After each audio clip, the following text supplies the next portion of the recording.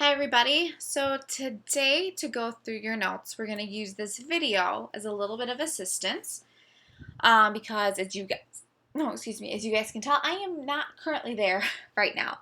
I mentioned in Google Classroom yesterday that unfortunately there was a small fire at my house yesterday. So it's been a crazy past couple of days and thank you guys for being patient, but this is the best that I can do right now. Side note, if you hear a little buzzing in the background, the reason there was a fire yesterday was the air conditioner in my house caught fire, which means the air conditioner is not working and I have a fan on next to me. So again, if there's buzzing in the background, I'm really sorry. I'm doing the best I can today. So at this point in class, you guys should have already taken out your homework. You should have looked up in the Google Classroom and watched the homework answers for your homework from yesterday. If you guys have additional questions on those, feel free to leave me comments in the Google Classroom, or when we come back on Monday, ask me and I will be happy to kind of explain any little pieces that you might be missing. What I do want you to do right now is to write your 2 success criteria for today. So if you've not done so, please take this time to take out your binder. If you need to pause this video while everybody gets your binder, that's okay, but I do want you pulling out that blue learning target sheet so we can write these in. So today we're going to write in, I can give an example of 2 equivalent ratios and show that they have the same unit rate. And I can also multiply or divide by the unit rate to calculate missing values in a table of equivalency. So today we're going to be talking about actually some distance pieces and some equivalent ratios. And we're going to talk about how we can use unit rate to answer some of those questions about distance, how we can use tables to help us with some of our equivalent ratio problems. Essentially just in all, a bunch of different ideas about equivalent ratios that can help us solve some real life problems. So if you guys need to pause this video to write those in, you can pause it now. If you're ready to go, we're going to work on this warm up. So in your towers, there should be half sheets of loose leaf paper.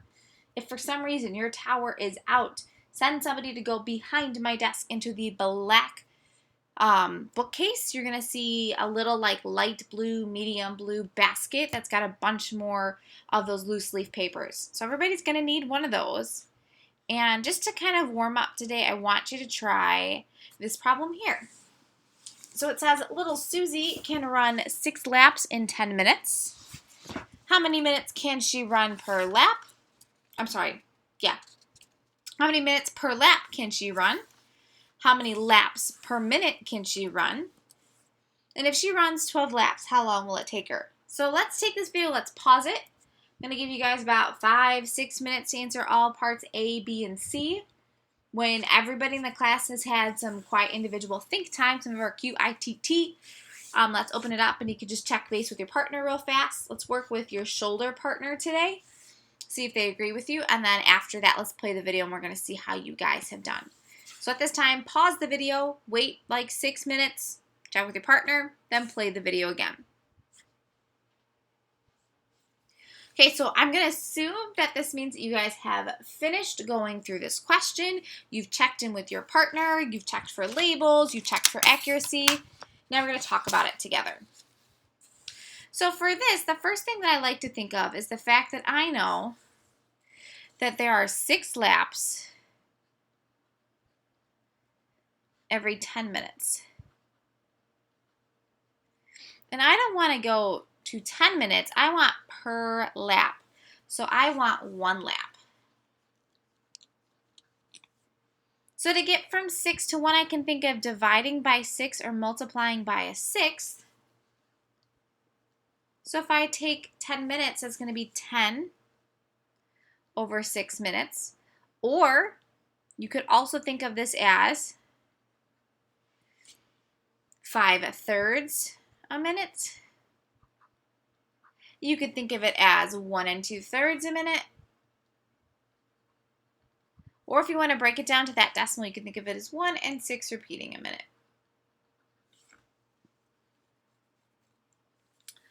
All right, so my next one's saying how many laps per minute can she run?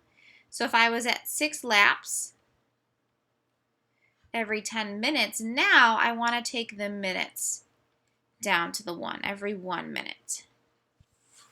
So you can either think of this as dividing by 10 or multiplying by a tenth.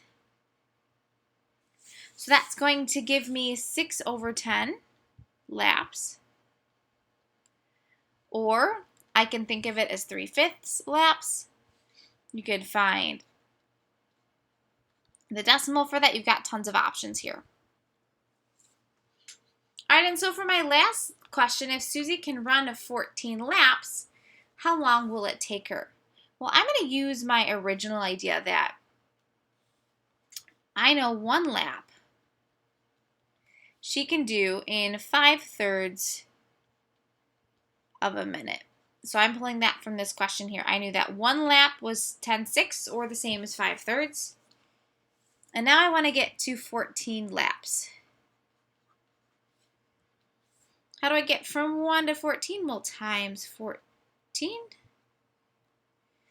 So I'm going to multiply by 14 down here, and I'm going to get 70/3, which can simplify to 23 1/3 minutes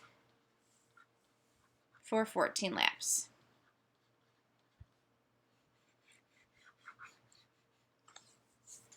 So that warm-up again was just getting us used to those equivalent ratios again. And what I kind of just want to talk about with this, I don't have an activity synthesis, is don't be afraid of fractions. What I'm seeing recently is I'm seeing a lot of you guys very quick to jump to decimals, which is okay, but sometimes you get those repeating decimals and it gets very long and it gets very messy. Do not be afraid of fractions. You can leave something like this. You can leave it as 23 1/3. Fractions are okay. Which brings me to this. This was the question on the QPC that you guys took on Wednesday. This was the second question, and this question scared everybody. And it's interesting because as I looked at it, it wasn't because you didn't understand the equivalent ratios. I think it's because you got scared of the numbers, that they were kind of bigger and kind of messy to work with, and therefore you kind of just pushed away from them. So let's go through this because you guys absolutely know how to do this. So for $425, I know that's 7,650 pesos. And I'm pulling this ratio straight from the problem. Well, eventually I'm trying to get to how many dollars for the jacket. And it's telling me 486 pesos.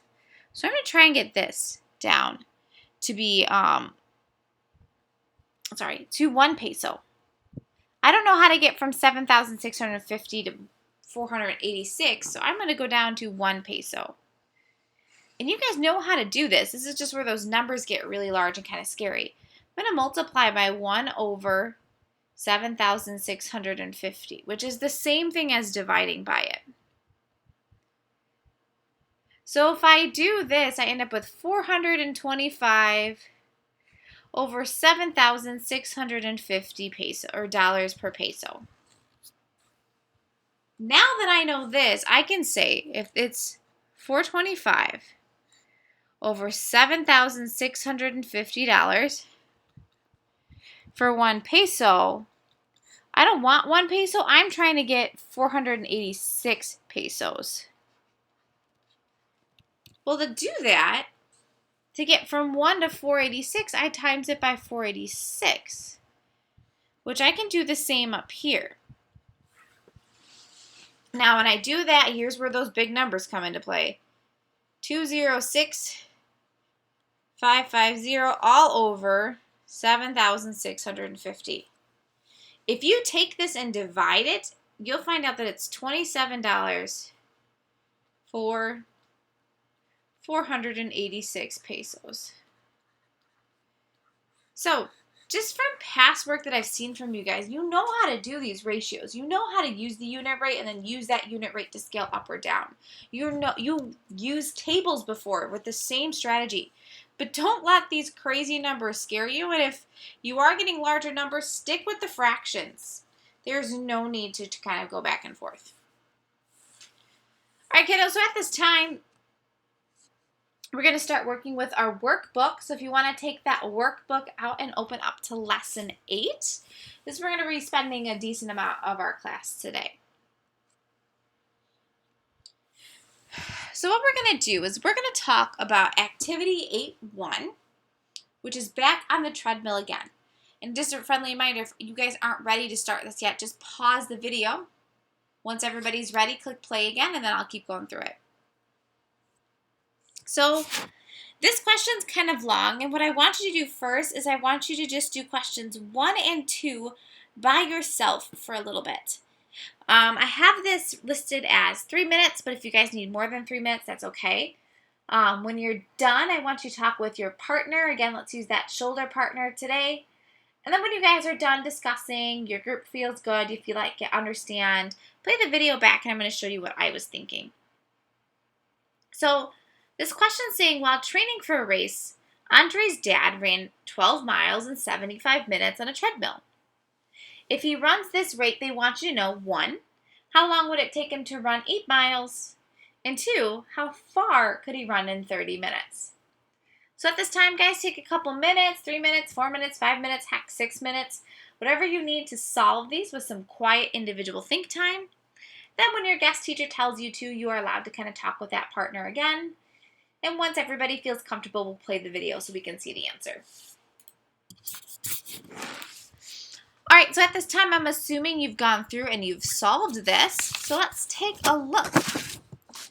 Andre's dad can run 12 miles in 75 minutes. I want to know how many he can do in 8 miles.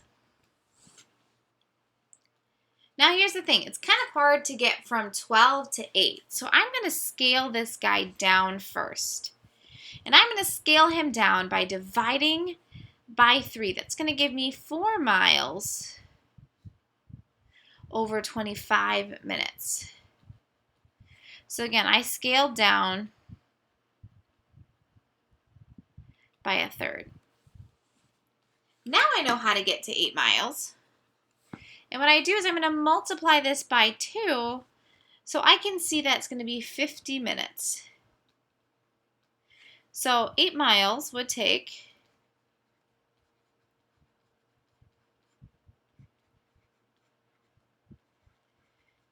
50 minutes.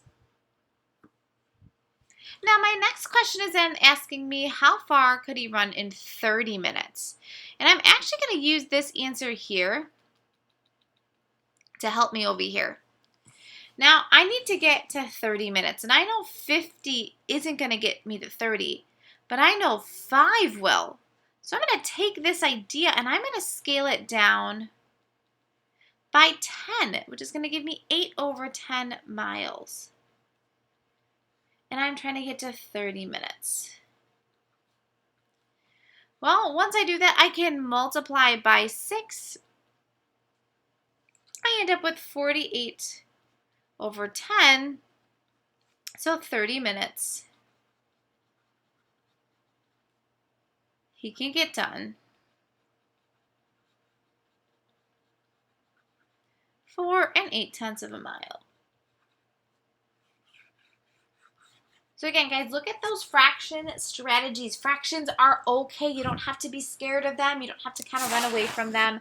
You absolutely can use them. And that's my quick thing that I really want you guys taking away from stuff is fractions are okay. You do not have to write this, by the way, okay? Do not be afraid of those fractions as we keep going through those equivalent ratios.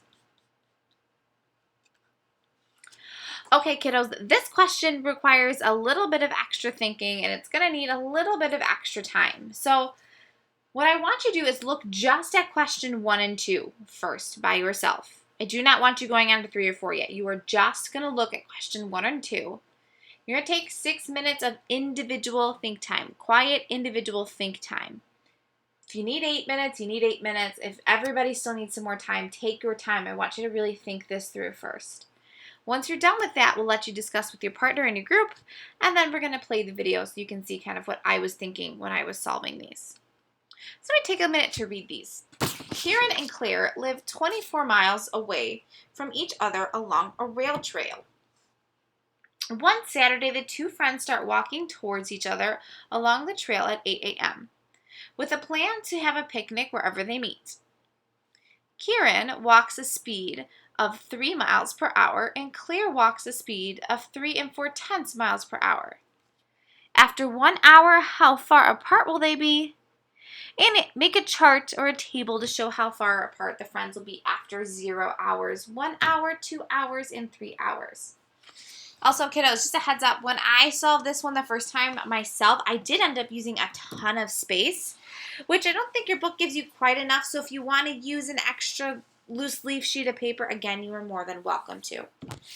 So let's start with 6 to 8 minutes of some quiet individual think time. Feel free to pause this video as you go through it.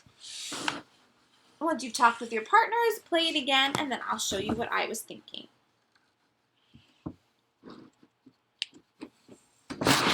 All right, kiddos, so at this time, I'm assuming you've had some time to talk about this with your friends or with your group members. So let's take a minute to talk about this and see what we're thinking when it comes to this. So after 1 hour, how far apart will they be? So I'm going to envision this. This is my little railroad. Here's Kieran on one side, hey, and here's Claire on the other side, hey. And this whole thing is 24 miles. So let's think, how far can Kieran go in that time? So Kieran goes 3 miles per hour. So he's gone 3. And Claire's gone 3 4/10. So together, if I add these two up, together they've gone 6 4/10 of a distance. So I can do 24 minus the 6 4/10 of a distance that they have, and I can find out that they're going to be 17 6/10 miles apart.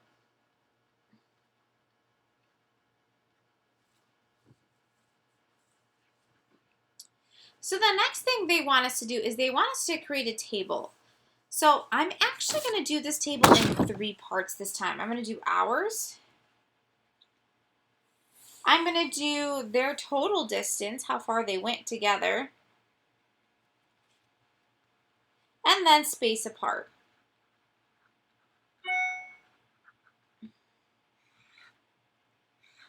So let's think about this. At 0 hours, the total distance they've traveled is 0. They haven't gone anywhere.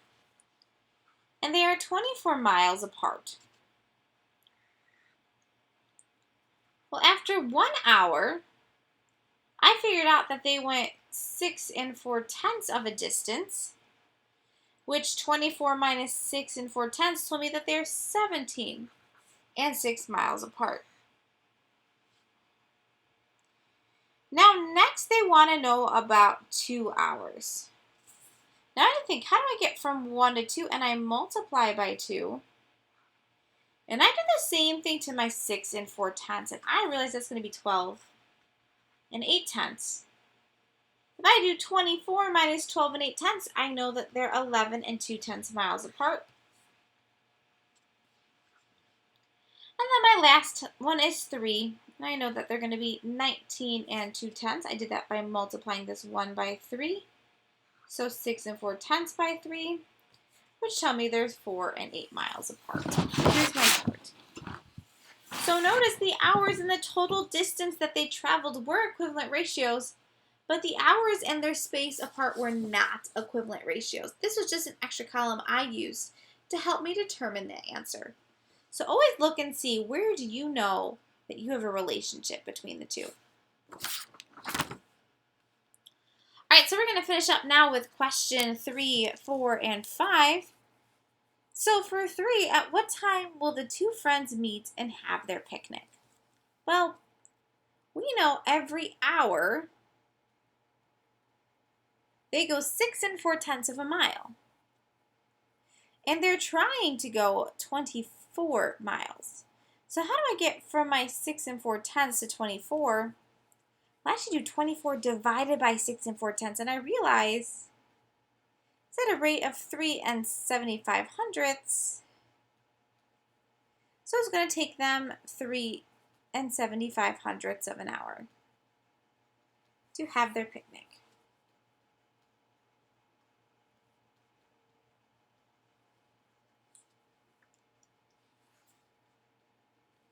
Kieran says if I walk 3 miles per hour and you walk 3 4/10 miles per hour, it's the same as if I stay put and I jog, if you stay put and I jog 6 4/10 per hour. What do we think he means? Is he correct? Well, I agree. He is saying the total distance would stay the same. The total travel distance.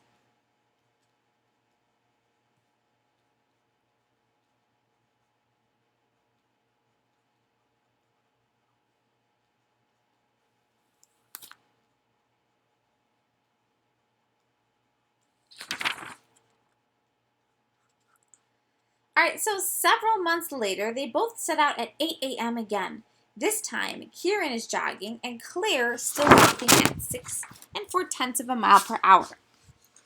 This time they meet at 10:30. How fast was Kieran jogging? Well, to figure this out, first I know it took them a total time of 2 5/10 of an hour. So then I thought, well, I know that Claire is going 3 4/10 of a mile in 1 hour. I wonder how far she got after 2 hours and a half. Well, if I multiply this by 2 5/10, I can see that Claire was going 8 1/2 miles. Okay? Well, if my total is 24 miles, and I subtract out the 8 5/10 of a mile that Claire went, I know that Kieran had to go 15 5/10 of a mile. So that's how much Kieran had to go. So if Kieran did 15 5/10 of a mile in 2.5 hours, how far can he go in 1 hour? I divide by 2 5/10. And I can see that Kieran is going 6 2/10 in 1 hour.